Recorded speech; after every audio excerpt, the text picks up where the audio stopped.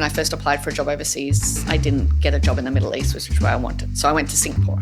And from Singapore, I went to the Middle East. When I applied to do my doctorate, I didn't get admitted. I got admitted to the master's. So I went to the master's and then I did my doctorate. And I think that's something that we're sort of a bit lacking today, is this idea that, you know, it doesn't have to be the trajectory of somebody. It isn't a direct line. You don't always go where you want to go directly. Sometimes you take detours. Sometimes you face setbacks. But I think perseverance is critical to a successful career. Marhaba, I'm Janan Farhat. And I'm Derek Zeno from the Qasimi Foundation. Welcome to C-Suite Talks, a podcast about what it really means to lead. We're talking to the people behind the titles to hear their stories, lessons, and a few surprises along the way. Because leadership is more than just the corner office. It's personal.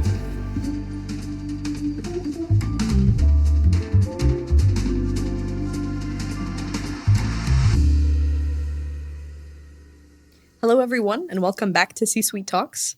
Today's episode is a meaningful one. We're turning the microphone toward the leader of one of Ras Al Khaimah's most influential institutions and the creator of this very platform, Dr. Natasha Ridge, founder and executive director of the Sheikh Saud bin Saqr Al-Qasimi Foundation for Policy Research.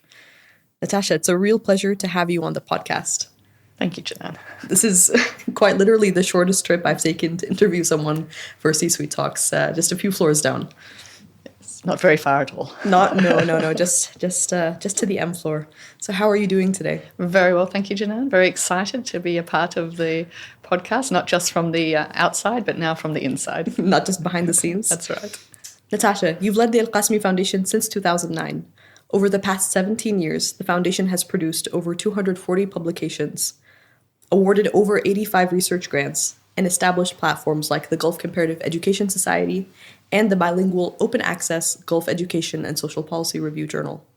Most recently, the Al-Qasimi Foundation partnered with JPAL MENA to pilot the Arabic literacy curriculum, Iqra, across 26 schools in Ras Al Khaimah, delivering learning gains equivalent to an additional quarter of a school year in Arabic literacy, which, if I say so myself, is quite impressive. Thank you. The foundation also plays a vital role in promoting arts and culture in the UAE, having founded the Ras Al Khaimah Art Festival in 2013. Taking place annually at the historic Al Jazeera Al Hamra Heritage Village, the festival recorded over 43,000 visits and contributed approximately 25 million dirhams to Ras Al Khaimah's GDP just last year. All right, enough shop talk. Let's get right into it.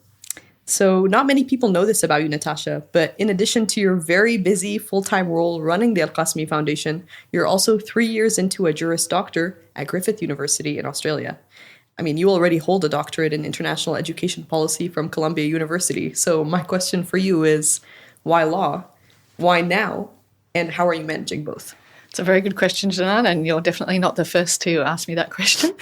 I think for me, I love learning. I think it's one of the tenets of the foundation and one of the reasons that we invest so much in ensuring staff having continuous professional development. But I always enjoy learning new things. And during COVID, I was watching a lot of trials online and things that were happening around the world, and it just got me very interested in the law and how the law operates and the intersection of actually law and research, because I noticed a lot of people were citing journal articles in these trials, but citing them very inaccurately and not really able to engage with research itself. So that led me on a sort of a journey, I guess, that started in around 2021, and I investigated and I did some short courses, but then I really discovered that actually I enjoy it so much, and so I refer to it now that I'm studying for my final career, and it gives me a fresh perspective on policy, it gives me a fresh perspective on the world, but it's just really, it helps your mind function in different ways. And I think the most interesting thing, I guess, of all of it was that I remembered that when I graduated high school, many, many years ago, I actually had applied to do law at Sydney University. So it's almost full circle, one could say. So here I am again. And how do you manage studying full-time while working full-time? That's quite an ambitious feat. Well, I think you will know yourself, Janan, as I know you're also undergoing your master's. But as I say to people, if you wait for having some spare time, that time will never come. So I think it's just you have to use your time efficiently. I don't have children, so that does definitely free up a lot of time that people my age would be spending raising children. So I think it's good. Otherwise I'd just be watching a lot of TV on the weekends. So it's good to do something meaningful with my time. Couldn't have put it better myself. All right, so let's go ahead and begin our 15-minute chat. Sure. So, Natasha, tell me about your mornings. Before the meetings and the big decisions, what does a typical morning look like for you? How do you set the tone for the day? Well, I usually wake up around 6:30 a.m. And I like to start the day usually listening to a podcast, which is the Bible in 1 year. I find that spending my day setting my intention straight for the day, like what is important to me, and faith is a big part of my life. So I like to spend time reflecting on what is God saying to me, or even just setting my intentions right about how I'm going to act during that day. What sort of ethos am I going to bring? And I notice the difference when I don't spend time sort of meditating and praying and thinking about the day ahead. From that, I go and feed the 3 stray cats that were born in my front yard. So they're very demanding now. So I think that's part of every Ras Al Khaimah resident's life, is feeding some form of stray animal. So we feed the stray cats, and then I take care of my dog, Millie. And then I always have a cup of Earl Grey tea to start the day off and get the caffeine going. Oh, really? I didn't know that. Yes. Okay. Yes, I cannot survive without a cup of tea in the morning, and Earl Grey in particular. And are you a breakfast person? Do you like... I do have breakfast, but I have it much later in the morning, so not immediately. I actually can't eat immediately in the morning, but I do need a cup of tea to sort of wake me up and get me going. Excellent. Okay. And I'm going to pivot a little bit. Sure. Because I know you started your career as a teacher, and that's maybe something that people listening to this podcast might not know. But today you're a leader. So can you take us back? How did that journey unfold? And how did you move from the classroom to building and leading the Qasimi Foundation? Yeah, thank you, Janan. Quite a few people also have asked me that. And it's when I graduated actually from from university, I couldn't get a job. I graduated in a very tight labour market, high unemployment, especially for youth at that time in Australia, nearly 10%. And so I did what most graduates do. If you can't find work, you get a teaching qualification. So it was a bit by accident, to be honest, that I entered into teaching, but I discovered that I really enjoyed it. And from there, I'd always wanted to work overseas. I'd had a dream to work in the Middle East. I'd studied Middle Eastern studies at university. I'd studied Arabic, and all of this at a time when people weren't very interested in the Middle East. This was in the 90s. So I had already this desire and this appetite. So I taught in Singapore as a teacher there, and then I taught here in Ras Al Khaimah. But I guess a couple of years into that, I started doing, 1 year into that, I started doing a Master's in International Development remotely through another university in Australia, through Deakin. And I became very interested in international development and the intersection of that with education. So I decided to apply to do my doctorate at Columbia University in New York. And I did this very naively, thinking, that'll be really easy because in Australia it's not so competitive to get into university. Of course, I was not successful immediately. But I did get entry into the master's program at Columbia. So I headed off to Teachers College at Columbia University to do a master's. And while I was there, I was very fortunate to be admitted into the doctoral program. Following that, I did my doctoral research on the Emirate of Ras Al Khaimah, and I'm looking at girls and boys secondary schools and quality of education for girls and boys, comparing those. And I realized that a lot of in the Gulf states, we're not aid dependent like other countries say, like you don't have like Egypt or Syria or Jordan, which have a lot of external aid coming in. And that requires them to produce a lot of reports on education in particular, or whatever the sector is. But in the Gulf, we didn't have that. And so we had a lot of people, from management consultants and policymakers, making decisions about education in particular without really an evidence base from the region and from the UAE. So it became very clear to me that without an evidence base that was drawn from the UAE, how could policymakers really make policies that were going to actually be effective in this context?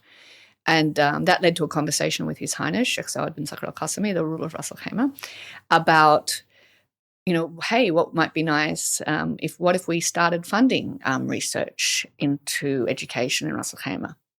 And he, has a really entrepreneurial mindset. And so this is how we came up with the idea of the foundation. We wanted to be something that would generate research on the emirate that policymakers both in Ras Al Khaimah and in the UAE could use to make informed policy decisions. So I was very fortunate that he took a chance on me, in a sense, as the song goes, to set up a foundation and to start with that. So we started with 2 programs. We started with teachers, because teachers are central to any education mission, and we started with doctoral students.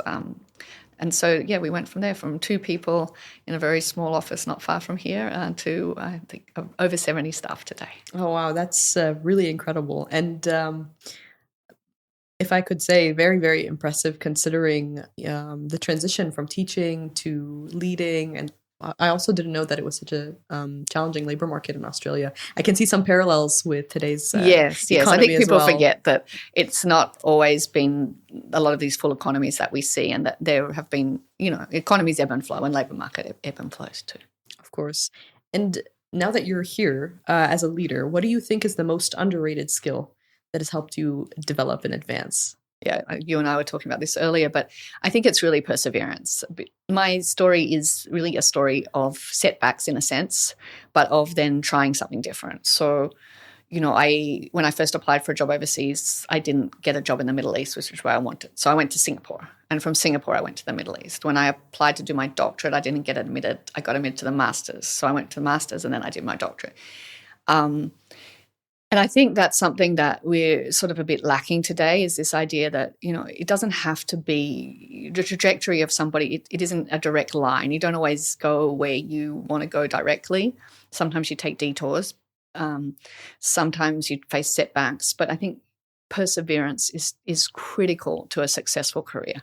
And especially as you get to the upper levels, you have to have a mindset that's like, okay, maybe today is tough, but that's okay. I can do this. Yeah, I can handle it. When life gives you lemons. That's right. You make lemonade. All right. Well, we've covered some big topics already, so let's have a little bit of fun. It's time for our Wheel of Questions, a segment where pretty much anything can come up. Natasha, would you like to give it a spin? Sure.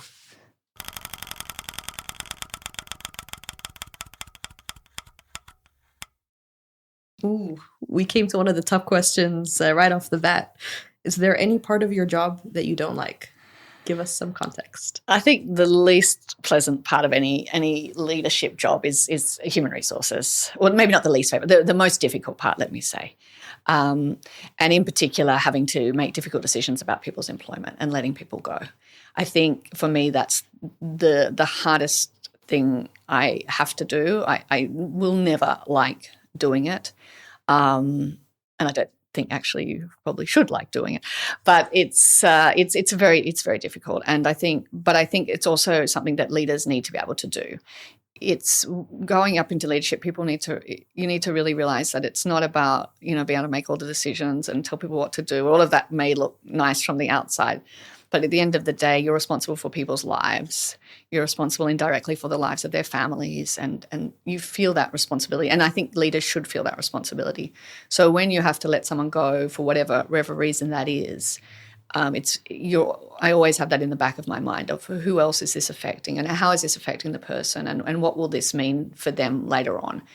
But at the end of the day, as a leader, it's always, as I say, it's mission, team, me. The mission of the organisation comes first, our team comes second, and then I try to put myself last. So I think when I put it in that context, it makes it a little easier, but I will never, ever like it. And it's an unfortunate part of the job. It's a necessary part, but it's also a very, very difficult part. Yeah, it takes a lot of courage. Yeah, it takes a lot of, I think, just caring about other people and trying to do it in the most humane and kindest way possible. Absolutely. All right. Would you mind giving the wheel another spin? There you go. All right. What's common career advice you think sounds good but doesn't hold up in real life? What's your take instead? Yeah, I think that goes back to what we were just talking about in sort of perseverance. I think there's a common perception that, you should love your job. If you don't love your job, then you should find something that you love. And I think this is a very first world view on work in particular. And I think it doesn't help young people today thinking that they should love every aspect of their job. Because as you grow up and as you go through life, you'll realize that every job has parts of it that you don't like, that you don't enjoy. And I think it's not always good advice to tell, if you don't like your job, just leave, find something else. I think if the job is toxic or it's really, it's just a very unhealthy place to work or it's not a good fit, perhaps in those cases. But typically, I always encourage people to persevere, at least, maybe to finish a contract or to finish a year, but to show that they can stay the course a bit, because that will be much more attractive to employers later on. And they will grow a lot in the process of going through some of these things that aren't maybe comfortable or fun or enjoyable, but perhaps are really critical for them later in their lives. And I recently had a conversation with a young man who's over here from Burundi, actually, and he's working his first job. And it is very unpleasant. But I encouraged him to complete the contract, to show that he could do that. And he messaged me about a week ago and to telling me that he's actually, after wanting to leave immediately after being here only for 3 months, he's now been promoted and things have really turned around. And I was so encouraged by that. And he was so relieved that he hadn't actually thrown in the towel. He's only 19, so it's, he's very young. So I was just very encouraged that he'd taken that advice and he'd seen now some rewards and he was feeling much more positive about the workplace. Yeah, that's very heartwarming. Yeah. All right. So it's a happy ending, thankfully. Yeah, not everyone gets that. No. Alhamdulillah. All right. Can we give the wheel another spin? Beyond the job. So if you weren't leading the Al Qasimi Foundation, what would you be doing instead? Well, I think we've alluded to that, my final career. But yes, I'd love to practice as a lawyer. Particular passion for family law, in particular around international family law and sort of women's rights, sort of how to help women navigate divorce, especially in the international context. We hear a lot of stories in the Gulf region about difficult endings to marriages, and I think there's a need for other women, for female lawyers to help women in those situations. I think also there's a great need in general for lawyers in rural Australia. So I'm very keen to be able to give back to the community that I came from and to be able to provide good advice for people in those communities that maybe can't afford it and just don't have access to it. Of course. That's incredibly important and also a really cool progression from here, I would say. Can you give the wheel one last spin? All right. All right.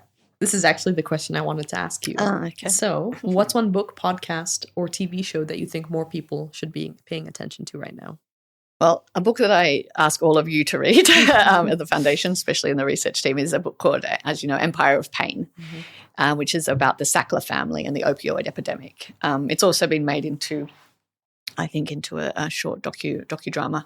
But it is an amazing book if people want to understand the intersection between philanthropy and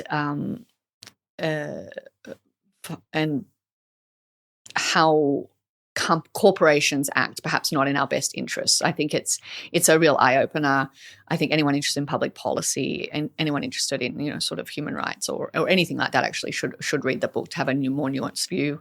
And on a lighter note, I'm currently watching Tehran, Series 3, which is an amazing spy thriller. Ooh. If you're interested in regional events, that sort of has a very topical take on the situations that we're seeing around us today. But it's on edge of your seat series. So yes, I can't recommend Tehran enough. It sounds like I was going to say page turner, but I know it's a TV show. It's a TV show, but it feels like a page turner. So it's a great spy, nuanced look at various situations here in the region that I think people would really enjoy. Well, I'll be sure to tune in.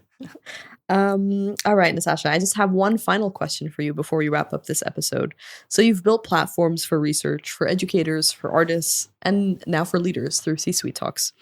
Why do you think this kind of leadership dialogue is particularly important in the UAE at this point in time?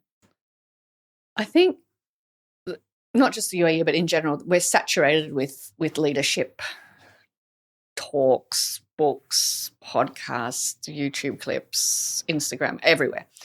But I don't think enough of these platforms or books address the reality of leadership. I think that there's this glossy ideals and a lot of I think it's unrealistic, and it doesn't help young people particularly understand what it really takes to be in leadership. It is very hard. It requires a lot of sacrifice. It requires a lot of empathy. It requires putting yourself, in my view, taking a servant leadership approach, putting yourself last. And not in the way of you don't take care of yourself or you're not mindful of your mental health and all those things, but in the sense that you have to think of the welfare of others. And I also think these talks have been wonderful. I've enjoyed listening to all of the ones you've done so far. So well done to you and Derek. Thank you. It's just helping people see the reality of leadership, the nitty gritty of it, the fun of it, or the downsides of it, but this the complexity of leadership. And I think by letting people tell their stories in a short, digestible amount, but letting them tell it in a real way, it gives people an idea of, do I want to be in leadership? Because in the end, not everyone should go into want to be in leadership. But for those who do, it gives them hopefully a bit of a more real idea about what does it mean? What is it going to be like? What are the tough moments going to be? Mm-hmm. And I just think a lot of those conversations are a bit lacking at the moment. So far, you've been doing a great job, the pair of you, and I think that's going to really hopefully make a difference, even if it's just a small difference to how we really think about leadership and how we sort of think about leaders as well. Oh, thank you, Natasha. That was a very kind compliment. All right, so we've kind of come to the end of the podcast. C-Suite Talks exists because you believe leadership deserved a different kind of spotlight, less formal and more real. Natasha, thank you for that vision and for bringing that vision to life. And thank you for stepping into the guest chair with us today. It's been an absolute pleasure to have this conversation. And please keep tuning in to our episodes. We're really excited for everything that's coming ahead. Thank you so much. Thank you, Janan. And yes, it's certainly a different perspective sitting in the chair. So thank you so much for your kind questions and yes, your thoughtfulness. And thank you to all the team who's all around us now. So thank you, everyone. And enjoy the podcast and tune in and don't miss the future episodes as well. Thanks for joining us on C-Suite Talks, where we bring global and local insights from the heart of Ras Al Khaimah to the world. Be sure to follow, share, and tune in next time for another 15-minute conversation about what it really takes to lead.